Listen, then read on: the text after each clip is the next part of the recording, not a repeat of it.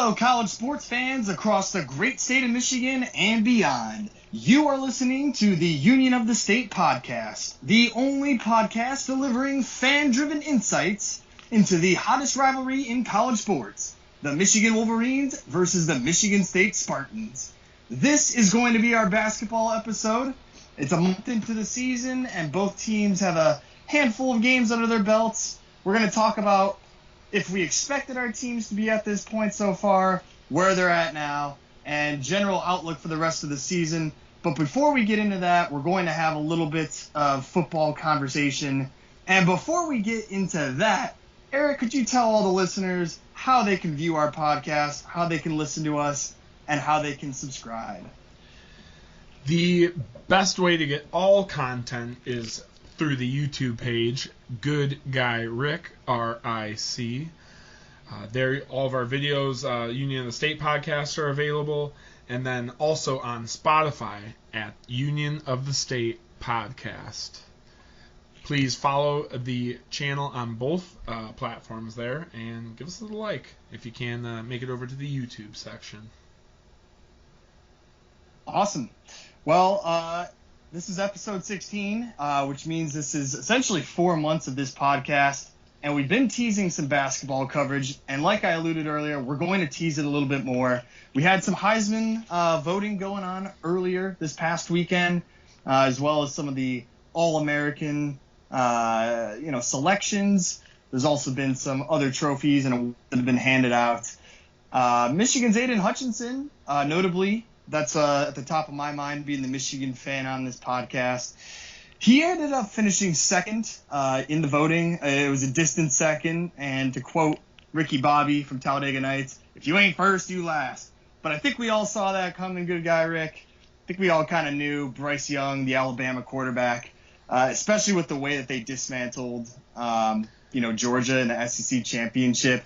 Definitely seemed like there was no surprise that he was going to come away with that one. Did anything else stick out to you? I know Kenneth Walker picked up a couple pieces of hardware over the weekend. I'll turn it over to you to just sort of give some general commentary on all that. As we, broke down last week, there's a lot of, that popularity contest, prettiest person at the dance situation there. And, Bryce Young on, the most dominant team in the last decade and putting up some insane numbers all year, and then had that crazy SEC championship game there just to put, a bow around it. Aiden Hutchinson, good for him, seeing a defensive player skirt all the way up to second there. And then I think C.J. Stroud came in behind him.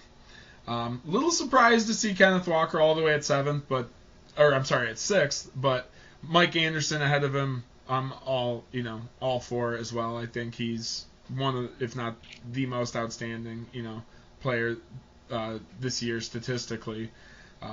So all good there. And as Joe just mentioned, felt a little vindicated, on our the Spartan end of things here, as Kenneth Walker wins both the Doak Walker Award and the Walter Camp Player of the Year awards. First time that a Michigan State player has won either of those awards. And, I think it's goes without saying that, they're definitely earned there from a standpoint of running back. And then, is Walter Camp Award voted on by coaches? I was actually going to ask you to elaborate a little more into what each of those awards signify. Because for the viewers back home, everybody kind of knows the Heisman, right? But there's not always the biggest understanding of sort of those second tier of awards. Exactly. So, there's the Heisman Award, which, as we've kind of alluded to, goes to typically the best offensive player of the year. It can be given to defensive players, but with the exception of Michigan, I can't name another program that has two defensive Heisman in their team or school's history.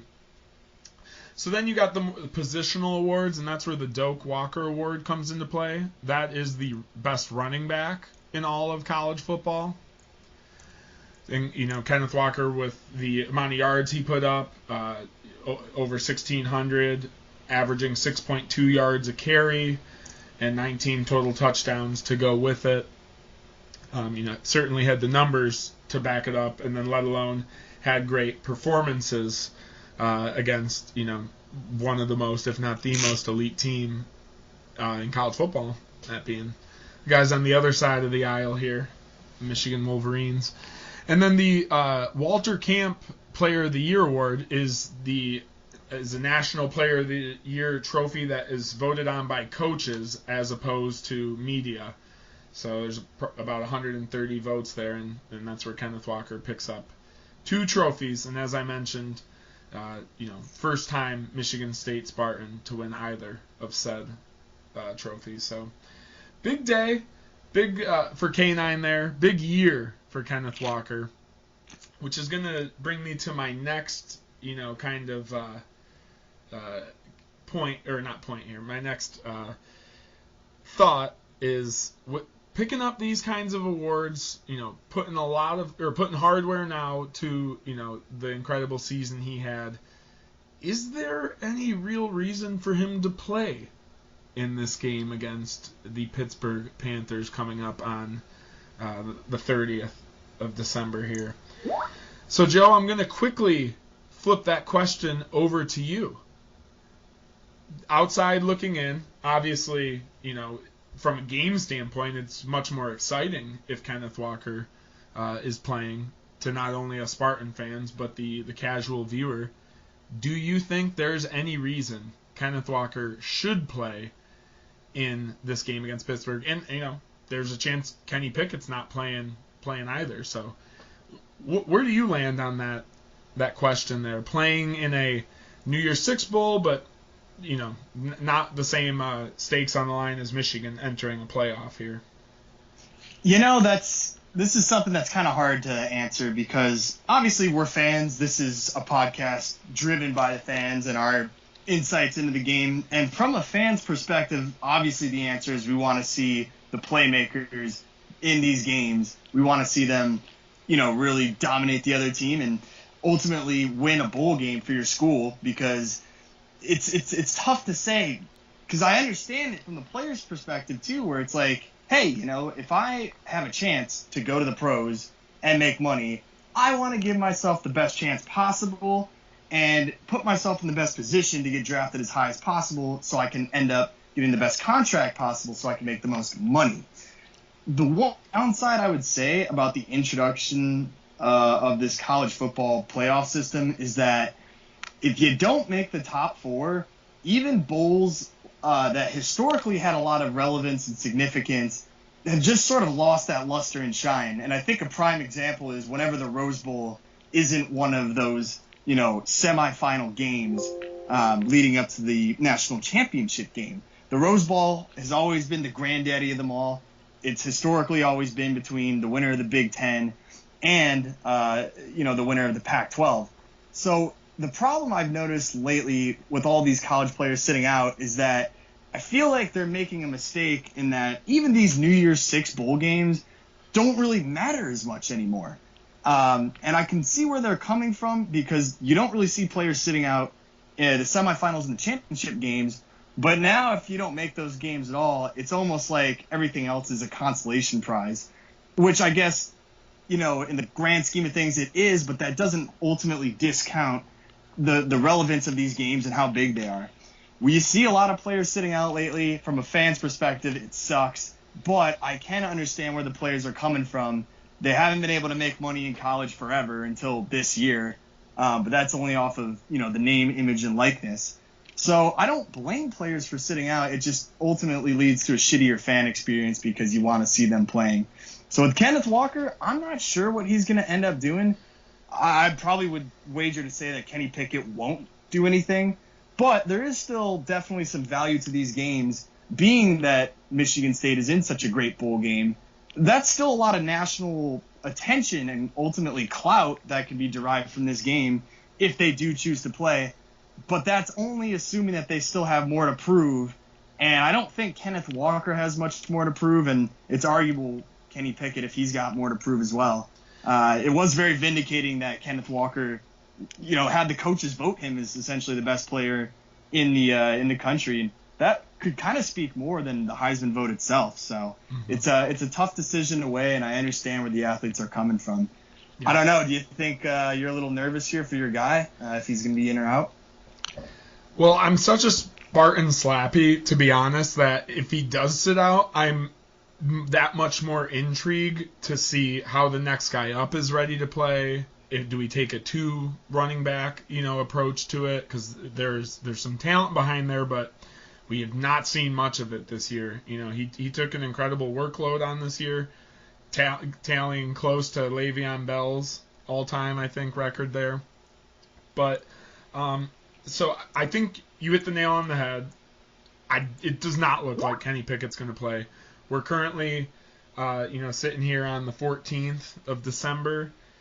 An announcement is supposed to come out this week, but he is someone who is he is like a guaranteed first rounder, and at this point he can't do much more. He just needs that NFL team to fall in love with him at the combine or at interviews, and it's a done deal. He's going at some point in the first round.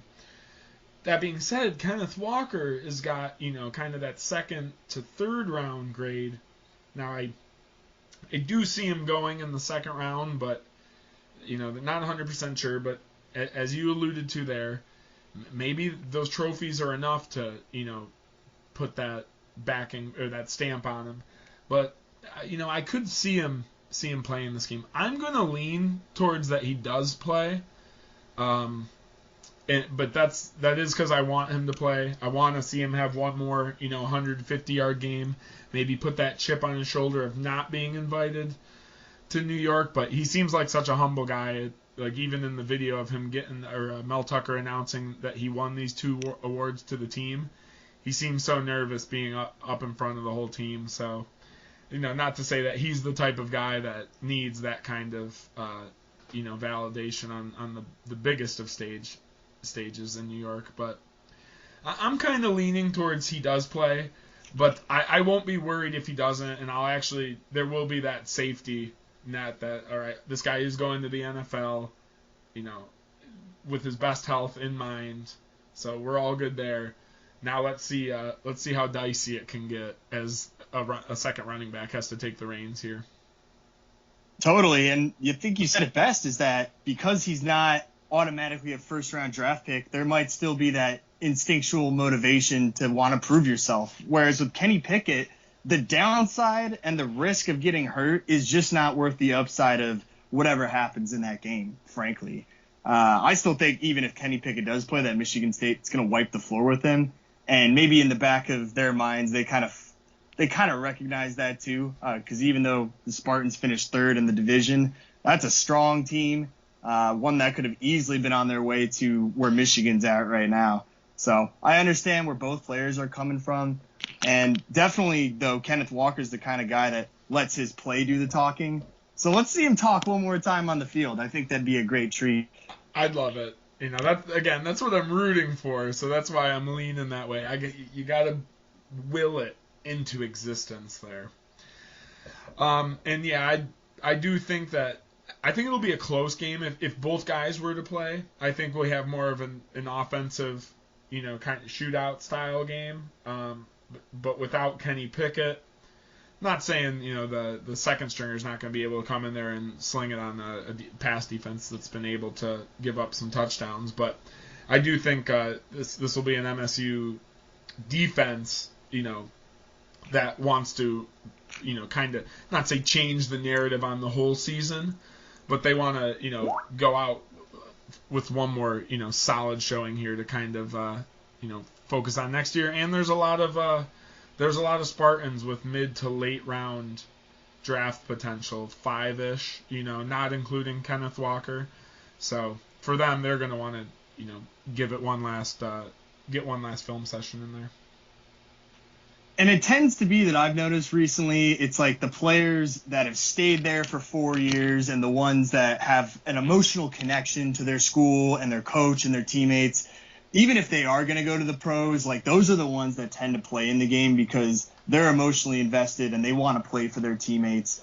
A lot of the players that, let's say, they've been jumping around the transfer portal, which we see more than ever, lots of players taking advantage of the transfer portal, and it's becoming a lot more like the pros in that players are just going to the schools that give them the best chance of getting that attention on the national level, as opposed to in the past where it was like, hey, you pick your school and that's where you're going to be for 4 years, and most of them won't go on to the next level, but the ones that do, they use all 4 years, and that just doesn't seem to be the case as much anymore. I want to throw another hypothetical out your way. I talked a little bit about earlier how I think the 4-team college football playoff, more so than ever, if you're not in the top 4 playing for those games, the chances that a player is going to sit out are just so much higher. If they move the playoff format to 8 games, 8 teams, I think that could be another good move potentially for college football, because, hey, now if you're the 8th best team, that's a lot more teams that are probably not going to have players sitting out because they still feel like they have a chance, no matter how small it is, to get up there and ultimately have the pleasure of losing to Alabama. So, but I want to throw that over to you. I mean, could you see potentially the NCAA moving this to an 8-team format and just trying to incentivize more players to stop treating the Rose Bowl like it's some sort of Gasparilla Bowl or just the Outback Bowl, because that's the level it's on right now. Well, I could see them wanting to do that so that you just have more brands involved in what ultimately is another round of games too. I believe if you move to the 8-game situation, so you'd have a team like Michigan, yep, who's now, they played 13 games and they'd be stepping into an 8-game playoff bracket, which would be 3 games, right? Because no one gets a bye in the 8-game version. Yeah, I mean, or with the 6-team format, then the 1 and 2 seeds would get a bye, and then 3 play 6, and so on and so forth. That kind of sounds like that might be where they go first, because usually, not in all cases, as we have a Georgia in that boat, well, and Cincinnati, that being said. So, no, it would be, mostly it's a pretty even playground with all these teams getting 13 games. It's where you break it up to the 8 that you might have some teams getting an extra week, but as a fan, I'd love to see it go to 8, and that way you put all the shine back on the New Year's Six Bowls, with the exception of 2. You have 2 of them kind of being last, out there. I mean, I guess they'd still rotate them through, but yeah, the Rose Bowl should basically be a staple of the college football playoff. Right, not just a semifinal. I think it's every other year or whatever they have it as. But I've always been advocating for 6 teams if they wanted to increase it, because I still think that there's so much parity, from the 7 and 8 teams really are, let's be honest, they don't really have a chance. So they're going to do it for money, and if they're going to do it for money, and they're going to just go to 8 teams right away.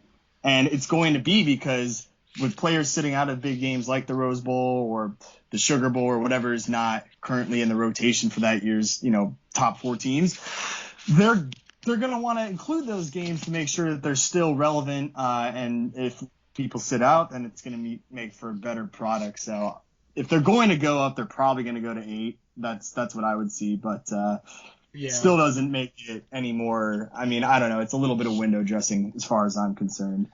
So.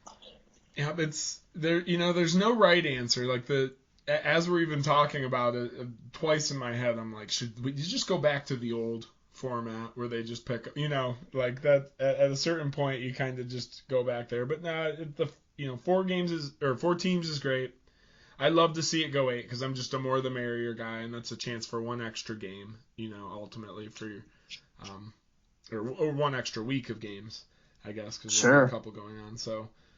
Yeah, I got to go in the more the merrier boat. It's, in that 1 game too, it's being at the highest of levels. So you wouldn't have people, ultimately opting out there for what would be at most that'd be 16 college games then. Yeah, that's a lot. I mean, I do think it's ironic too, because when it was just 1 versus 2, I mean, people still played for their teams in the bowl games, and I don't know if that's because of a generational change or if because there's 4 teams in now, people feel like there's more of a chance to make it to, the national championship game. And then when you don't get there, if you don't make the top 4, if it feels more like a letdown, so the other games don't count. I don't know. Those are just sort of my theories, at least. But I'm sure change is on the horizon, but it'll be a couple of years for sure. A big side of it, too, is where your team is at as a program. When you have some, like a Maryland, like right now, 6-6, a lot of guys were playing to get that last bowl game. And, sure. And now, even though they have some, star talent there and some players that want to go or will be going ultimately to the NFL, those guys were playing for that extra chance to show off themselves on what would be a bigger stage because, on bowl nights where there's like 4 or 5 games on a week or, a day compared to your typical week of college football where there's, a full slate on Saturday. Exactly. So you do get that kind of more, focalized view there. But then, when you have teams like a 10-2 Michigan State who, for Kenneth Walker, as we mentioned, he could probably push the stock up, but he really did a lot this year, and whether it be the trophies or even just being talked about as an invitee to New York, he's kind of put his name on that level. So I can just, that's why I think the Rose Bowl was apropos because there's going to be some Ohio State guys who are ultimately sitting out, and I get it because it's seen as a failed season for them, which is crazy at 10-2. Because on the flip side, Michigan State couldn't be happier about where we're at right now. I mean, to jump off of that, it's all a matter of perspective, right? Because you said Maryland everybody was all hands on deck to try to get themselves to that bowl eligibility. But same thing with Ohio State. Like, imagine if Alabama had lost to Georgia. Now they're not in the top 4.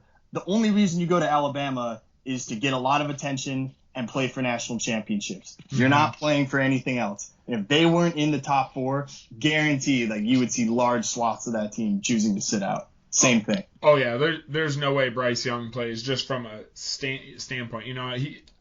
I'm sure he's got some sort of insurance policy on himself. If not, I would highly advise him to take one out based on where those mock drafts will be when he's eligible. But yeah, no way he'd play. They'd be flipping it to some other guy who we've never heard of, and he'd probably light it up for him too. Yeah, I know that's right. Well, should we turn it over to basketball now? I know we've been leaving our listeners high and dry for long enough, but we are a month into the basketball season, Rick. It's time to talk some shooty hoops, Joe. Let's do it. Well, we can start off first with Michigan State. I mean, Rick, you guys are actually, I would say, doing a little, better than probably what was expected. I'm going to turn it over to you to see sort of what you were expecting, but Michigan State was not ranked coming into the season. So, I mean, let's just talk about that first. Did you feel like, not that preseason rankings really matter that much, but did you kind of feel like that was a fair, a non-ranking was a fair way to put Michigan State? Did it reflect how the fans felt? I thought it was fair, but that does not reflect how the Michigan State fan base felt. They, for some reason, thought it was a slight. And even though it was, it was more taken as that D'Antonio just put the chip on the shoulder. A lot of them were like, oh, it's the years where they not expecting Izzo to do well, that he has some of his great teams. I was like, okay, gang, I get that too. I love that side of Tom Izzo. It's when no one's counting him, is when he's all in on himself there. But with that being said, I mean, they just didn't end. Yeah, they lost to UCLA, who had that great run towards the end, but they were up by 15 or 17 at halftime over UCLA and got blown out in the second half. Well, it was a close game, but ultimately the team outscored you by 17 plus come the second half, and they had some big wins last year, but that's because State's a well-coached team with a lot of great high school or college players, but a lot of good high school talent coming into college there. So, no, I thought the State team was top 35, all day. But, yeah, I did not feel like we were like there was any disrespect not being placed in the top 25. as I am saying, a lot of Michigan State fans did. They started out with a Kansas game that, showed a lot of promise, but ultimately showed you why there's levels to this. And then went on a nice run, primarily winning games with defense over teams like Butler, Loyola of Chicago, and then UConn, which was their first win over a ranked opponent this season. And that's where you really started to see, the state team kind of take shape. Some players that we've been hoping for to take steps, center Marcus Bingham, taking a jump up, and then transfer point guard Tyson Walker, getting his hand on this team and getting, a feel for the speed of what's going on. So it was cool to see this team kind of gel in there during that trip to, I think it was the Bahamas for that Battle of Atlantis tournament, before getting stomped by a now number 1 seeded Baylor. At the time, Baylor was number 6 in that game. And that was a classic, MSU plays good for the first half, and then just, you see the better coached team, or the team with more chemistry, coming together, and their, stars taking over. I mean, Baylor's the national championship from last year, so, I mean, they're no joke at all. I mean, that was... And to play Kansas, too, they've certainly had some tough games. So that's no shot at Michigan State at all. I mean, it's a long season. At that point, I think it was through the Louisville game, MSU had the toughest ranked schedule thus far of a D1 team, just with who they played. But, that's constantly changing as teams move up and down. But then, things continued to go well for them based off their defense. And now as we rounded into Big Ten play here, MSU is currently 2-0 with the shooting starting to come along, the three-point shooting particularly.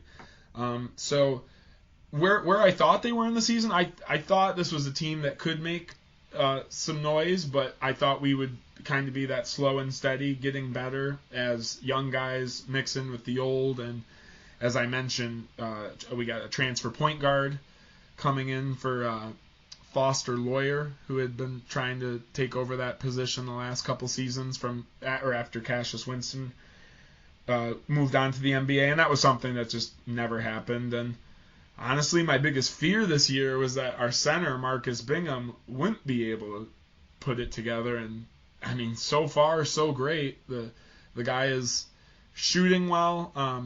Statistically from inside the three-point arc, and then also flashing that ability. Not often, he takes like one a game, but when he hits a trailing three-pointer, it's a big deal.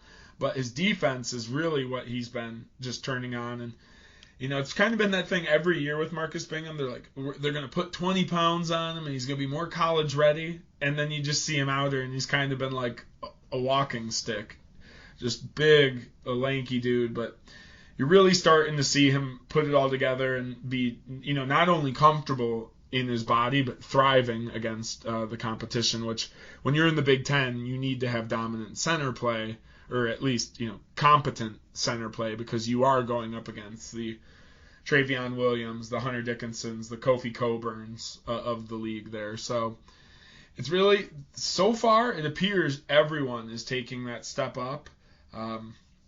The one guy I will mention who, all positivity over here, but, we do need a little bit more out of Joey Hauser.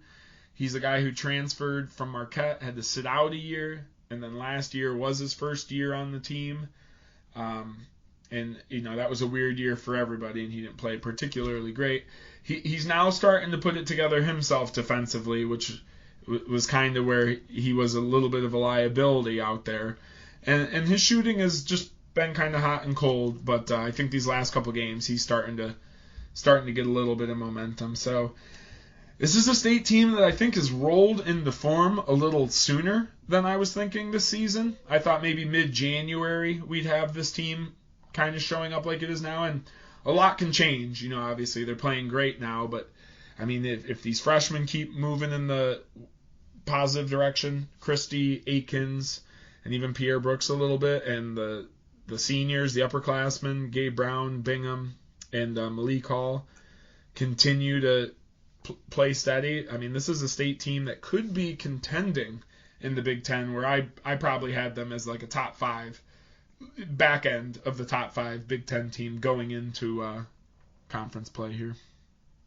Yeah, I mean, I agree with all those points. I think Michigan State, they are always going to have a solid team. I consider them a basketball school, and Tom Izzo has been here for over 2 decades, and that's just sort of, he's not going to permit Michigan State to sink too far, and you have to have faith in him, at least as a Spartan fan, that he knows what he's looking for, and it's just up to the players, really, if they're going to get to that point. But, yeah, I agree with you. It looks like they're already looking like a solid team.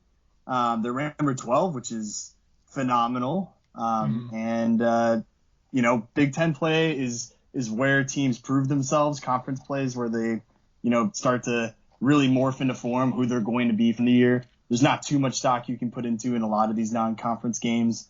Although they may be kind of flashy, like a win against Kansas would have been crazy, would have been cool, but there's still just so many games left to be played, and the money is made in conference play. Yeah. Those are the games that pay dividends for you later on in the season, seeing the cream of the crop elsewhere, going against them, feeling that speed, feeling their basketball IQs out there as they're running plays. So those are the games that typically Tom Izzo likes to put his MSU team through early, hoping that they pay off on the back end. So those were some good games just to see where the rest of the college basketball landscape is. So we started with the basketball school, as Joe said. Now let's go over to the football school. No, I'm just kidding. Michigan, who came into this year very high hopes, coming off of Juwan Howard Coach of the Year award, a Elite 8 showing in the NCAA last year, if I recall correctly. Yep, that's it. And then returning, big man Hunter Dickinson, who, I mentioned towards the top of my list of the bigs in the Big Ten, because I'd say he was, the kind of the guy everyone's looking at there now with Luka Garza stepping out of that role. Kofi Coburn and Travion Williams are very good too, but I think, Hunter Dickinson just being the young cat in that group, still waiting to see him take that step up versus the upperclassmen I mentioned. But a little bit of struggles out the gate for this Michigan squad. Joe, I'm going to flip it over to you. How'd you feel going in? How are you feeling as we're, I think both teams have a little bit of a gap here as they're finishing up classes before we get into the late holiday stretch of games. What's going on for this Michigan team, and what are they going to have to, ultimately work on here to get everything back on track? Yeah, I mean, Michigan scored a top 5 preseason ranking. I don't put much stock into it because obviously we are not ranked right now. We're sitting at 6-4. The reason why I was so surprised with the ranking is because Michigan lost a lot of top players, a lot of very important leaders to this team, namely Isaiah Livers, who played 4 years at Michigan, had been to the championship game his freshman year with Beeline. We obviously also lost Franz Wagner, Mo Wagner's younger brother. Austin Davis, big country, he's gone. Current Detroit Piston, Isaiah Livers.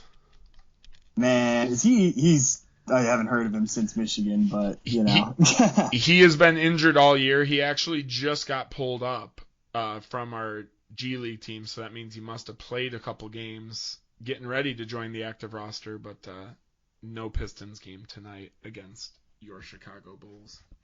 But anyway, sorry to cut you off. Big country, Austin Davis. Yeah, big country's gone, who kind of ended up backup role to Hunter Dickinson last year, but still put in some really solid minutes, and it's always helpful to have a big center that's been around for a while. So he's gone. Mike Did he graduate? And, I thought he was coming back. I mean, he had an extra season of eligibility because of the whole COVID situation, but he graduated with his graduate degree and just, he had enough, and I understand that because, again, he would have been just playing backup to Dickinson, who's clearly the man forward for Michigan in that spot. So can't really blame him for that decision. We lost Mike Smith and Shaun D. Brown. Mike Smith was our point guard, a very efficient ball facilitator.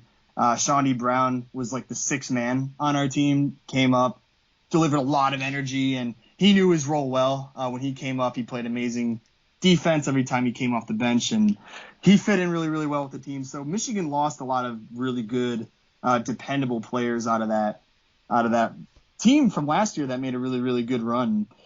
Now this year, it's definitely more of a freshman-focused team. You're starting to see a lot of the recruits that Juwan Howard's bringing in, and we knew this was what he was going to do. He's a very attractive coach to play for. You mentioned he just won the Coach of the Year last year. His recruiting, particularly compared to Tom Izzo, the state of Michigan, is going to be very, very interesting because that's going to be a huge arms race. There's two really big, good basketball schools now. So we have a lot of freshmen, and that's kind of why they got such a really high preseason ranking, because I think a lot of people were really ecstatic and just excited, and I was one of them, to see how the freshmen were going to pan out. And so far, it just hasn't really materialized. The two senior leaders this year were recruited by Beeline, Eli Brooks, and we have Brandon Johns Jr. From East Lansing, Michigan. But those were two of the seniors that I just never really cared for, even when Beeline recruited them. Never saw either of them really take the next step under Howard. The last 2 years, they've both kind of been sort of in the background compared to the other players in their role. And so this year, we really needed a lot from our freshmen and hoping to lean on the senior leadership. It just hasn't happened. Sitting at 6-4, the first sign was when Michigan lost to Seton Hall at home in the third game of the season. And even in that game, I wasn't too nervous because, that's just kind of how college basketball is. Top teams are going to take losses early on. It's not the end of the world. But where I really started to get nervous was when they went to Las Vegas and they got absolutely thumped by Arizona. Arizona's now ranked number 8. And that was a really troubling sign because I think that's where a lot of Michigan fans are starting to realize that this team just doesn't have shooters. Straight up. John Beeline was always able to recruit shooters. That would keep Michigan in the hunt a lot of the times. I don't really see any team capable of hitting the three ball. I don't really see anybody on this team capable of, going one-on-one ISO. I can't name one player on the team that you would absolutely give the ball if you needed a desperate shot. There doesn't seem to be, even from the seniors on the team, there's nobody really stepping up and sort of saying, the buck stops here. This is my team. I want the ball in crunch time. The team is lacking shooters. The defense has struggled a lot. And on top of that, freshmen are really living up to the expectations, which I say that kind of tongue-in-cheek because other than schools like Duke, Kentucky, Kansas, all the one-and-dones, most schools aren't really depending on their freshmen for significant output. And I don't consider Michigan one of those schools quite yet. Maybe Howard will take us to that point. But you're not really seeing anybody on this team capable of being the leader, capable of setting the tone. The team is searching for an identity. And as the season went on, then they lose to UNC really badly as well, which, by the way, Michigan's played UNC like 4 times in the last 5 years. Can we play somebody else during the Big Ten ACC Challenge? Like, can we get like Georgia Tech or somebody? I mean, it's kind of ridiculous. I think we're both 2-2 against each other during that stretch. But anyways, played a tough UNC that they're still unranked, but definitely, a very tough opponent. Got thumped by them. And then getting into Big Ten play, took care of Nebraska, who's really looking like a really sorry team. I feel bad for them.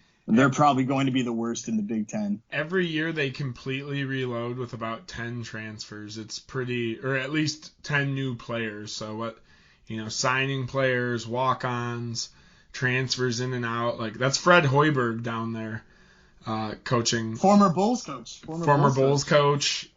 Father of former Michigan State player Jack Hoiberg. He was a walk-on, but he got a scholarship last year with the squad. And now he transferred somewhere else, not to Nebraska. Like, come on, yeah, go get some PT under Pops. No, but but yeah, And then I'll just finish it off because Minnesota also beat us pretty soundly by 10 points, and that game was also at home for Michigan. And it's, you can make an argument that the teams that we lost to, they're not like bad teams. I think the concern is these aren't close games that Michigan's losing. I mean, they're losing by a lot, with the exception of the Seton Hall game.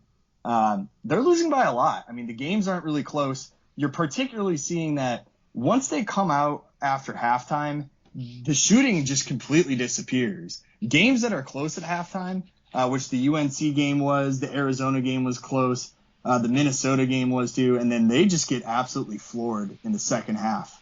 So that also leaves me with concerns that this team isn't even built necessarily to go 40 minutes. And a big part of that is that they're just not making shots. The basketball has changed to where you need to be able to hit three-point shots. Beeline understood that very well. I know Juwan. Oh my gosh, I almost keep calling him Harbaugh every time. I know Juwan Howard understands the importance of three-point shooters as well. As we're filming this episode, Steph Curry broke the NBA record for threes all time, and he's not even close to the end of his career. He just took it from Ray Allen. 3-point shooters. He took it from Ray Allen tonight. Son of a gun. Against the Knicks. I saw it when Ray Allen did it live, so that's why I knew it in my head immediately. There's some breaking news for you. Yep, you heard it here. You probably didn't hear it here first, but that's my point is that you heard it here, though. Fact. We need three-point shooters, Rick. We don't have any three-point shooters. And in general, just the whole offense looks completely lost. I just don't think they have an identity. They don't really know what they're trying to be. And because of that, they're not getting consistent points. And in the second half, that basically means that the other team is just pulling away from them. As Michigan misses a couple shots, there's nobody to throw the ball to shoot it, and then the other team just goes crazy on us. So I kind of have said in the past, like, Juwan has had good starts. Like, his first year played really, really well off the bat. They won the Battle of Atlantis. Last year, they were obviously ranked really, really high as well. And in both seasons, they kind of faded away at the end. But this year, they're not even starting out strong. So it's a huge concern for me. I don't see the same signs that you're seeing with Michigan State that this team will figure it out, because there's just no hope from anybody so far. And as a result, even Dickinson's numbers have gone down, because without the threat of the three ball from the outside perimeter shooters, all the other teams just know, well, if we stop Dickinson, we're not going to lose. There's really no threat from anybody else. So it's not looking good for us so far. We'll see what happens as we get into Big Ten play, but no signs of life, really. It's kind of sad. So this might just be a year where, the freshmen learn under Juwan, and hopefully next year they come back stronger. I don't think Dickinson will be there, but at this point, it looks like it's going to be one of those years that they're not really going to be playing for too much. Sad to say.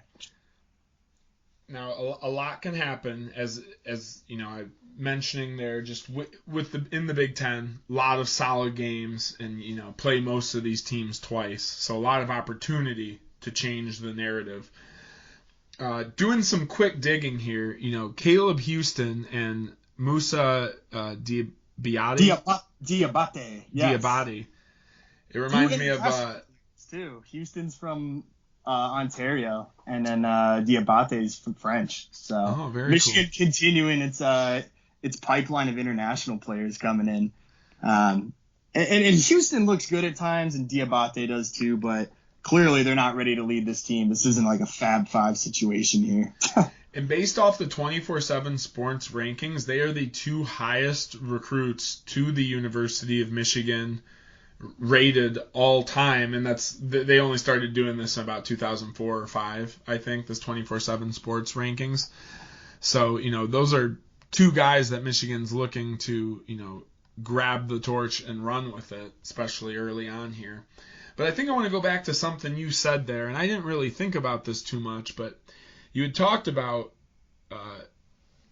John Beilein and him building a roster.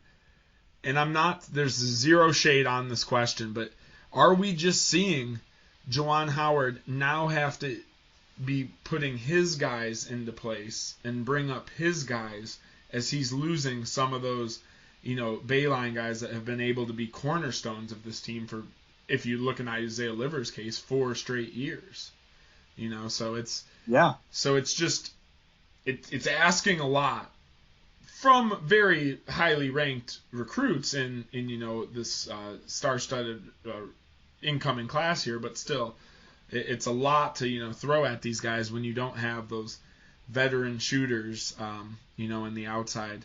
Do you think it's just a little bit of Juwan having to put his pieces into play and build his next guys up to go along with? Well, Hunter Dickinson is one of his guys, but right. Some of the just losing some of those supporting casts that he have, and that you had a great point guard step in after the loss of Xavier Simpson last season. What was his name? Mike something?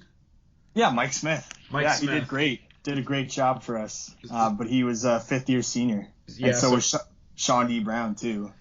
Yeah, so, Smith was able to bridge the gap after losing a, NBA player, G Leaguer, in Xavier Simpson. Last I checked, he was on the Lakers G League team there. So, that's a lot now. Livers, as we mentioned, going pro, all the other guys you mentioned. So it's just asking a lot of these guys. But, with the talent, with the recruiting, the high level of recruiting tier that Juwan's bringing here, he's expecting these guys to step up sooner or later. So it's a team, I'd say, maybe now it's not looking so good, but a lot of upside. And, if this team gets hot with the Big Ten games, I'm not looking at Michigan's seasons particularly, but with the Big Ten slate that they get, a couple big wins against the ranked opponents, the Purdue's, MSU, OSU's, you could quickly be, switching the outlook of this team. That's the fun in college basketball. Sometimes 3 games a week here. Yeah, let me answer your question, because absolutely, it's getting to that point where most of the players on the roster are now no longer Beeline's guys. They're all Howard's guys. And you actually saw something similar with Jim Harbaugh with the football team, where it's like those first 2 years with Harbaugh, like they played really, really well. The first year, Harbaugh completely turned the program around, and they thumped Florida in their bowl game. And then the second year, Michigan was ranked number 2 when they lost to the referees in Columbus on the J.T. Barrett was short. But then after that, there was a couple years where they went down. And I don't think that Howard's going to have too many down years. I think this one kind of looks like one at face level, because the guys that are left from Beeline were never the playmakers, were never the huge starters. That's kind of who's just left over, and that's just kind of what they have right now. Like, he has to play the cards that he's been dealt. And I said it earlier, I don't think Brooks and Johns are necessarily the guys that are going to uplift the rest of the freshmen. They're not really getting that sort of leadership that, you'd kind of hope to see that maybe would transform this team into a next tier, power. But they just don't have it right now. So maybe next year, some of these freshmen, if they're going to learn right now, they're going to learn how to lose graciously. Hopefully they can keep some games close. And yes, I understand. Basketball is very streaky. There's runs with the game, and then there's runs outside of the game. If they start stringing a couple conference games along and start playing with some confidence, you're right. Like, who knows what could happen. But just the way that I'm seeing it right now, it looks to me as if the freshmen don't really have enough of a support system around them.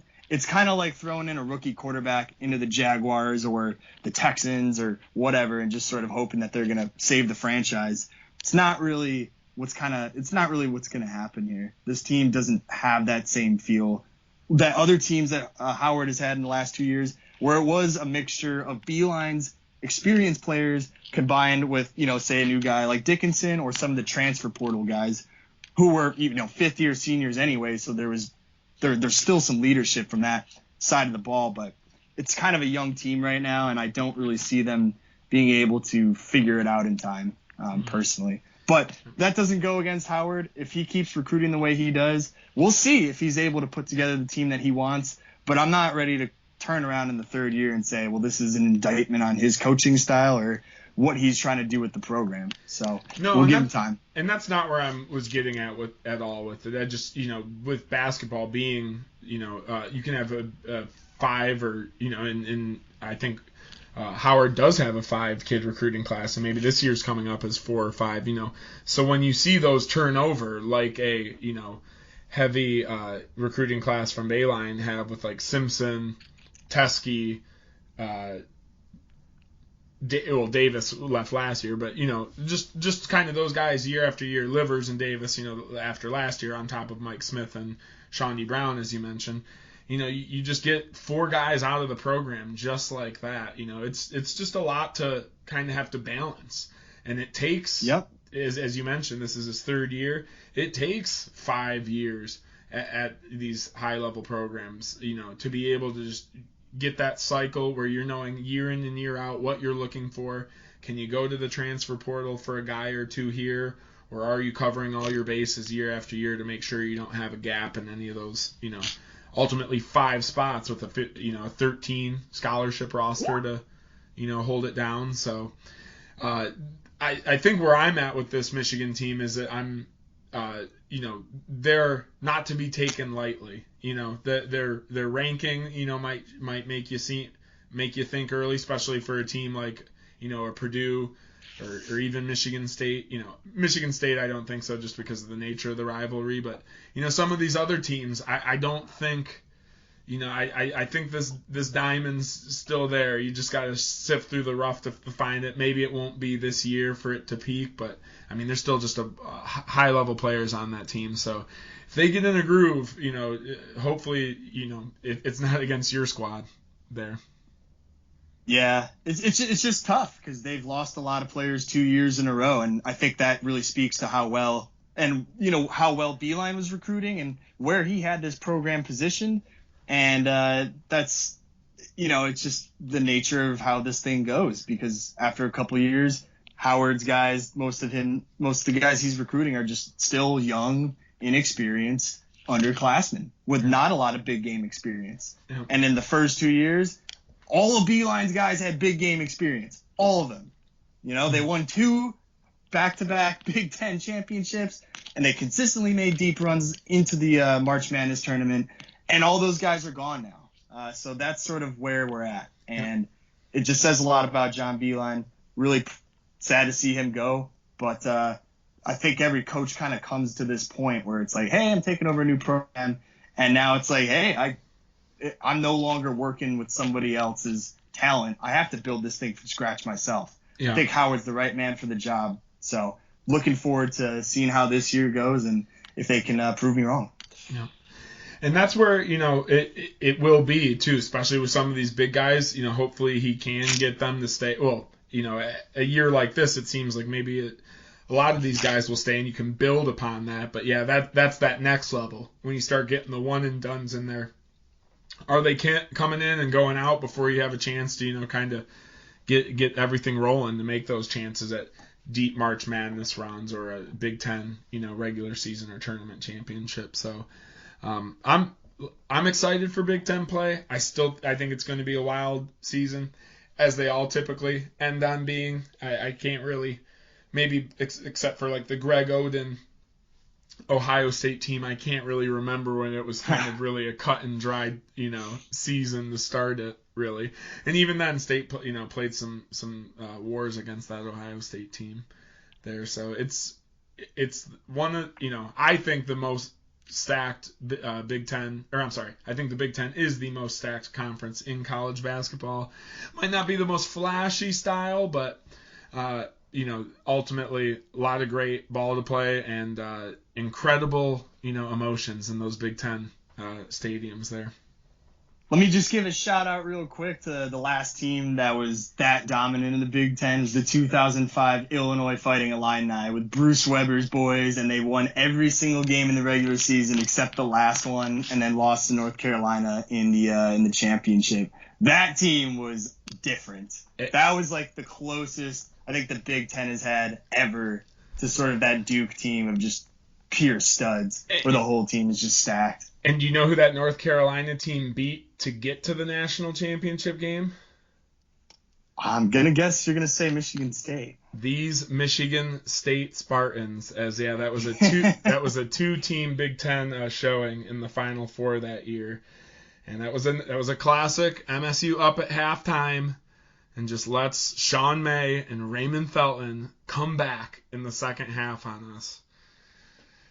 Shannon Brown, Maurice Ager, Paul Davis, shout-outs to them. And then Drew Neitzel's freshman year is actually the year that was.